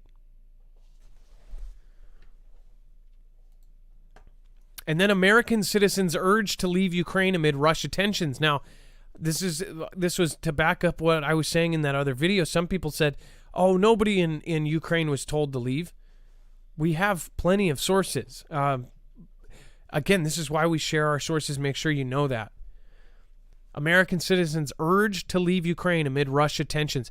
Not only that, they are actually evacuating diplomats. They're evacuating janitors. They're evacuating everybody. They're telling everybody that's an American citizen, UK citizen, New Zealand, Australian citizen, they're saying get out. Stuff is about to go down. It says the U.S. Embassy urges U.S. citizens in Ukraine to consider departing now using commercial or other privately available transportation options. A message from the embassy said, U.S. citizens wishing to depart Ukraine currently have multiple options via commercial flights from all Ukrainian international airports. It says the embassy said it would remain open to process U.S. passports and reports of citizens' births abroad, as well as provide repatriation for citizens who cannot afford to purchase a commercial ticket. They're basically saying we'll help you get home no matter what. Whatever situation it is, they'll help you get back. And they issued a travel advisory earlier this week, ordered eligible family members of diplomats leave Ukraine, and now they're saying the update to that is basically the diplomats are now leaving. Yeah, you can show. I just put the link to it's in Screener for the travel advisories from the state gov, from the Department of State, or and if you look up Ukraine and you look up Russia, it is now level 4, do not travel. Like, don't go there. And that was updated this week. I'm sorry, so is Russia included in that? Yeah, Russia's in there. So okay. I don't know if it's been publicized, but if you go to the State Department and you look up travel advisory, so when you open that link, it'll have a long list. So at the top, just start searching, type in Russia right above the top of that list. There's a little box on the left top. You can type in a country name. Wow. So wait a second. But so is some of this... Wait. Whoa. Okay. And then look at this. January 18th. A ton of it happened on January 18th. Look at where they added Comoros on the 18th.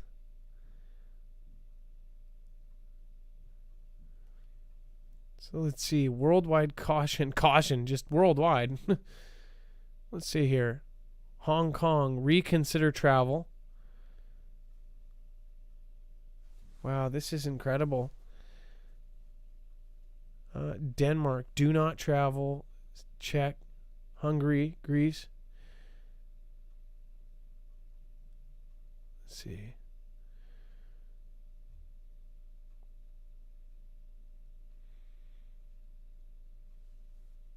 Yeah, if you want to check a specific country, at the very top, you can type in the name.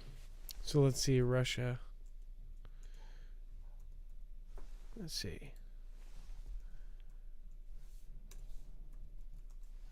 Here we go.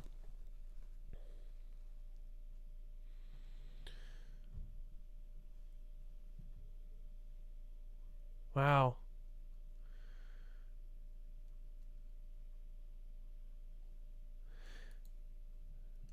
Somehow I click the back button and don't use that box. Use the little box on the left to search. It just filters the list. That little box right below where you were typing. There we go. Look at that. Level 4. Do not travel to Russia. Ongoing. And it actually says it. Do not travel to Russia due to ongoing tension along the border with Ukraine, the potential for harassment against U.S. citizens. The embassy's limited ability to assist U.S. citizens in Russia, it's even related terrorism, harassment by Russian government, security officials, and the arbitrary enforcement of local law. What? This is what I'm saying. And have you guys heard any of this publicly yet? Have you heard any of this yet? Somebody is saying too small. So I'll just show you, and I will try to zoom in. It says right here, starting here, do not travel to Russia due to ongoing tension along the border with Ukraine, the potential for harassment against U.S. citizens. Is that just in that? And then this part, I think this means like they might just mess with you. Harassment by Russian government security and the arbitrary arbitrary enforcement of local law. Like the police might just F with you. Isn't that arbitrary, Dex? Like they just might mess with you? Yeah, that's how I take that. Holy crap, people. Like this is, and again at 4:30, maybe that's why that video is going nuts, because I don't think a lot of people knew what I was saying. I think that it rang true with people, and once people realize, like, Russia is, they're telling, we are telling people to leave Russia. That's huge. And I have not seen that I've seen Ukraine, but of course people get that. People think Ukraine's about to be crushed. But nobody's talking about how they're telling U.S. citizens to get the hell out of Russia, including ones, this person works as a kind of a janitorial position for important buildings.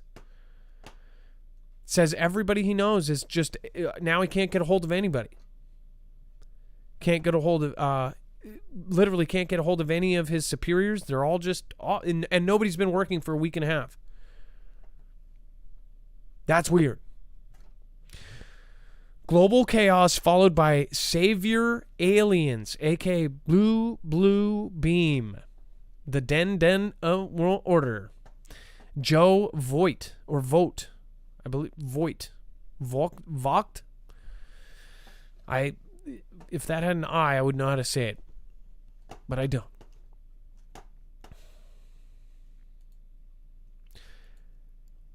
I hope people are waking up. And then, why are Western diplomats leaving Kiev and geopolitics pressuring Ruble? So this basically goes off of what we were saying. I mean, basically, we have backed up what we said. This is mostly all of the stuff that I talked about in that video earlier, which, by the way, Dex, what is that video at? That video took off for some reason. I believe it's because it was... I don't think a lot of people understood how serious this was getting when they saw that the S-400s were moved into Moscow. That really kind of sets the tone. I mean, like, I'm sure that a lot of new people that have never seen us before saw that and said, holy crap.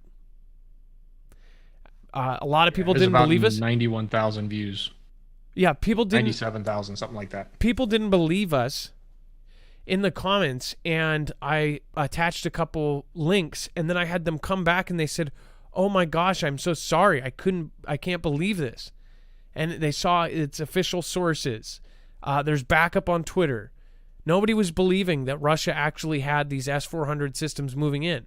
Military members, a former U.S. sergeant, said to me he didn't believe it. And he goes, where's your proof? I gave him all of the official websites, even gave him a government website. Came back, he said, I apologize. It's like, because what he said is basically that doesn't happen unless they're really expecting some action.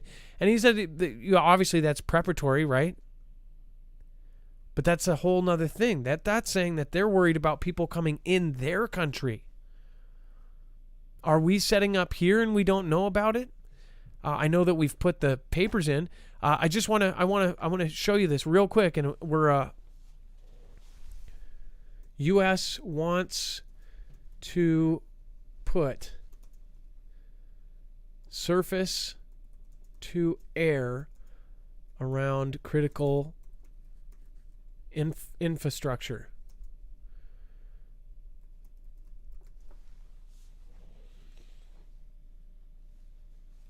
October 19th, 2021, just a few months ago. Surface-to-air missiles now needed to protect critical U.S. infrastructure during a crisis. Wake up, people. This is going downhill very quickly. And it's not a roller coaster this time. A senior officer at the U.S. Canadian North American Aerospace Defense Command, or NORAD, says that the command is actively engaged in discussions about how to optimize air defense capabilities, including ground-based surface-to-air missiles to protect domestic critical infrastructure in a crisis. He said that the growing ability of potential adversaries to launch long-range conventional strikes, especially using advanced air, sea, and submarine-launched cruise missiles, has prompted new concerns about threats to the homeland, which is not a sanctuary any longer. Do you see this? Dex, what do you think he means by it is not a sanctuary any longer? Well, it's just, we shouldn't expect it untouchable, right? We've always, for the most part, until September, thought we were untouchable, right? And we shouldn't expect any of those locations to be untouchable. Basically saying that it says this is just the latest example of U.S. officials sounding similar alarm bells in recent years, but it is a less common public acknowledgement about the limitations of existing defenses within the continental United States. Yeah. It said U.S. Air Force Colonel Christopher Stuve, the Vice Director of Operations for NORAD, discussed domestic critical infrastructure defense during a virtual roundtable on air and missile defense that the Missile Defense Advocacy Association hosted yesterday. Stuve took place of Air Force Brigadier General Paul Murray. Again, this guy took the place of General Paul Murray. It said NORAD's Deputy Director of Operations, who had been called into a 4-star meeting. So he took the place of him because the other guy was in an emergency meeting. Something is happening. That was what happened that day. If you go back to October 19th when this happened, October 18th or around that area, you have the Cobra meeting. You have all sorts of other things as well. This is just a few months ago. This is another time I said, what is happening today? All right. Yeah, Dex. I do want to remind people, make sure if you have not already, if you want to do long-term survival and things like this, make sure to go to marfooglenews.com/prep. You get a huge discount when you get, again, things like the 3-month supply. You get $150 off. The discounts are hard to find on any kind of preparatory anything, especially long-term food. Almost all the other companies, again, they even stopped producing. My Patriot Supply is big enough that they were actually able to keep going the whole time. They have long and short-term survival food. That includes the buckets, the MREs, that type of stuff. But they also have systems for water filtration. They have survival gear. Like someone said earlier, they ordered, again, iodine pills. Things like this is all available at their website, marfooglenews.com/prep. Get your stuff before you can't. I mean, either way, the prices are only going to go up. They have done a great job keeping their prices the same. One thing that they have done, they did take away their discounts for a time there. They are back, though. They are able to offer the 1 month $50 off supply discount. And then if you do 3 months supply, they are doing $150 off. That's back. marfooglenews.com/prep. And you can find that box over on marfooglenews.com at the very top right corner. And then, I want to say thank you, a special thank you to several people here. Thank you, everybody that supports our independent agency here. Global Witness, thank you for your support. Another great channel. Go check them out. Davis D, thank you for your support over on PayPal. Heidi J, in this last week. Kimberly S, thank you so much for your support over on PayPal. Chris G, thank you. You, again, when you guys do that, you are helping pay for Dex's family, my family to live. You are helping us run this show. So thank you so much. Ashley T, Lisa K, I appreciate your support tonight and always. Donna F, thank you. Adam, praying for your healing, sent you an email. I will check it out, Lisa. And then Diane M, Ruth S, Jessica T, thank you for the massive support on PayPal. I appreciate you.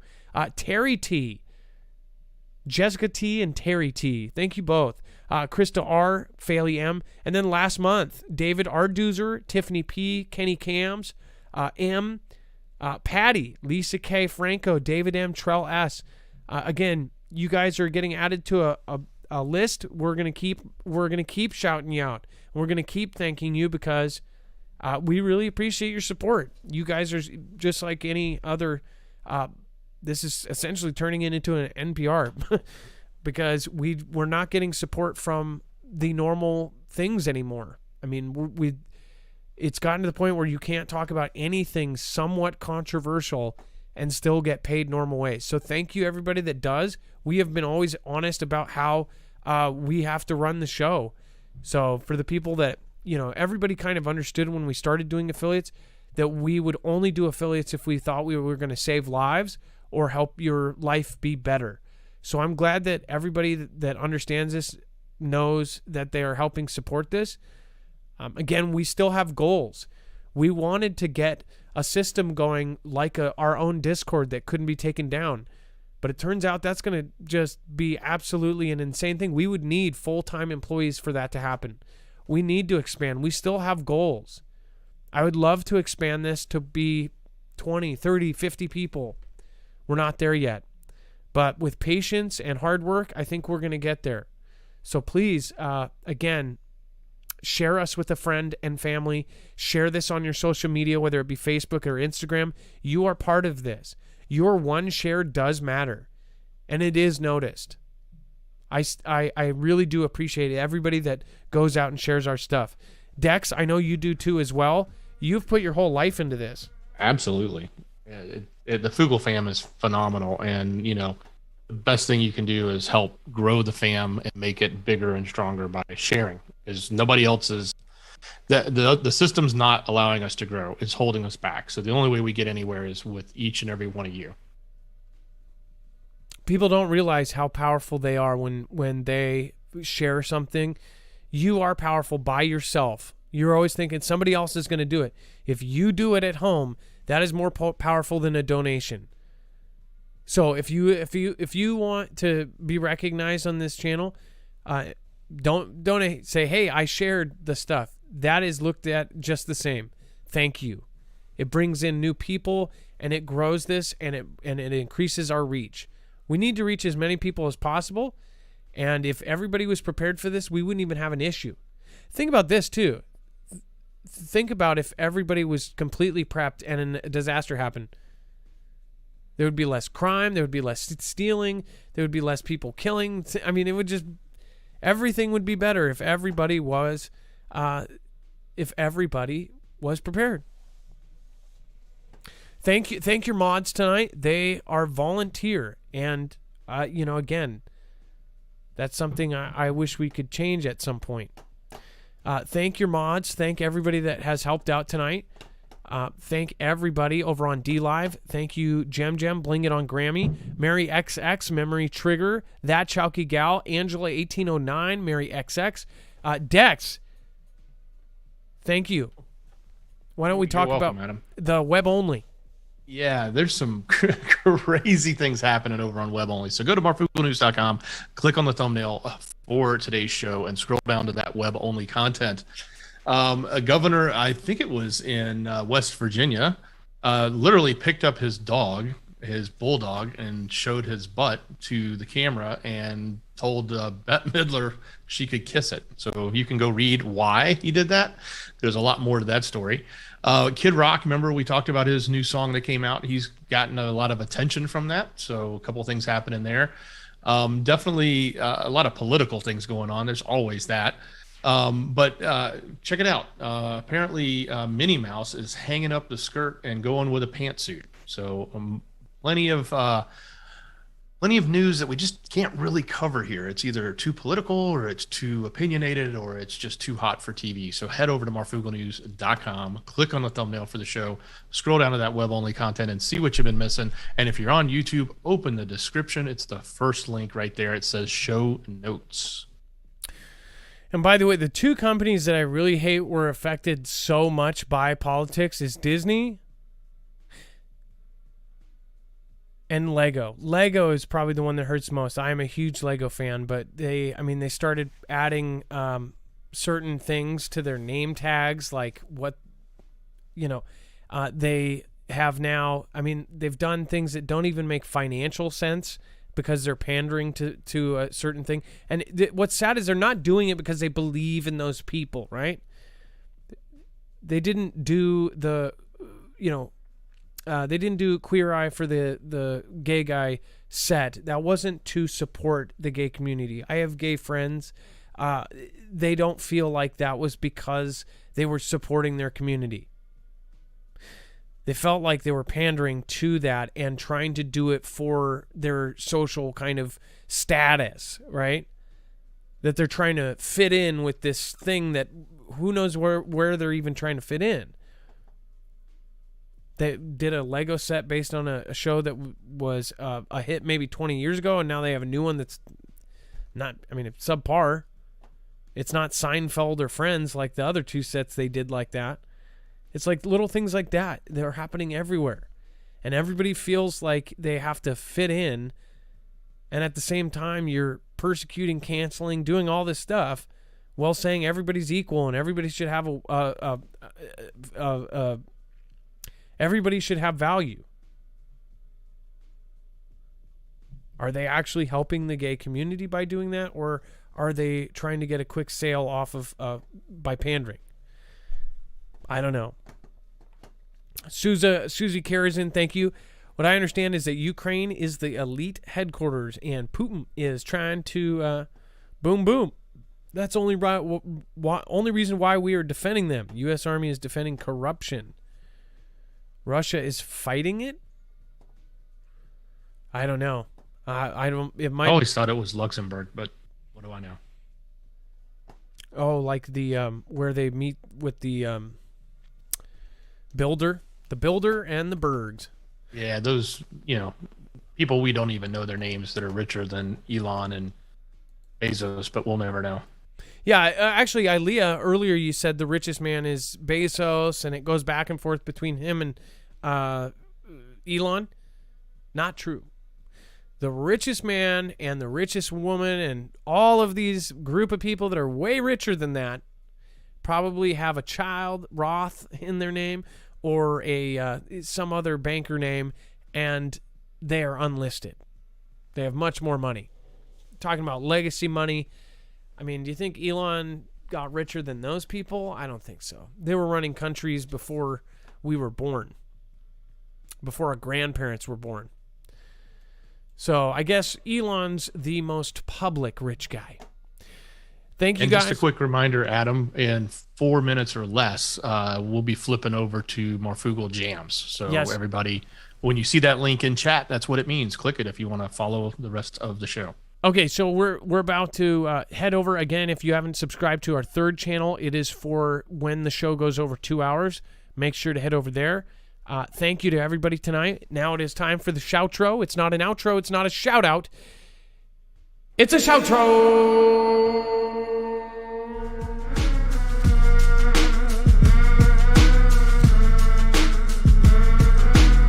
Where I say thank you to the people that matter most, you.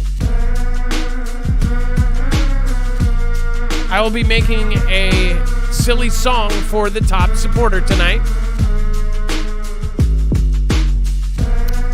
Praying for Gone Girl 777. Thank you. Veteran Steve, haven't seen you in a while. I hope you're well.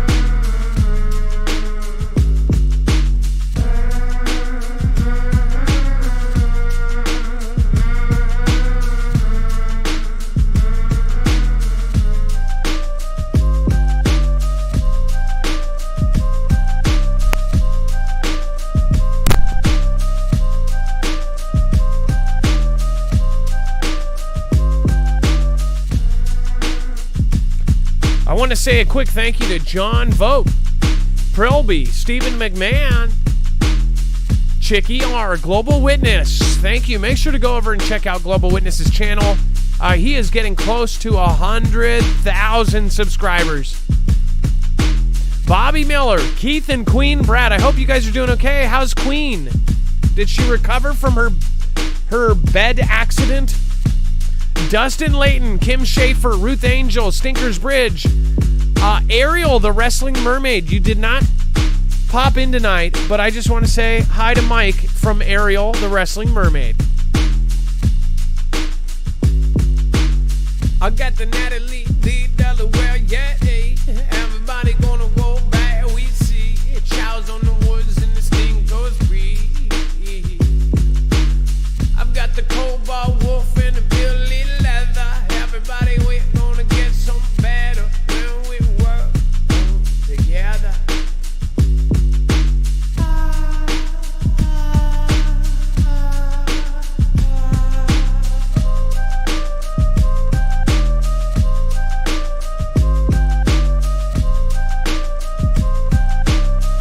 Oh my gosh. I did not realize they are not joking. Instead of a polka dot little dress, it's a blue pantsuit? Are you effing kidding?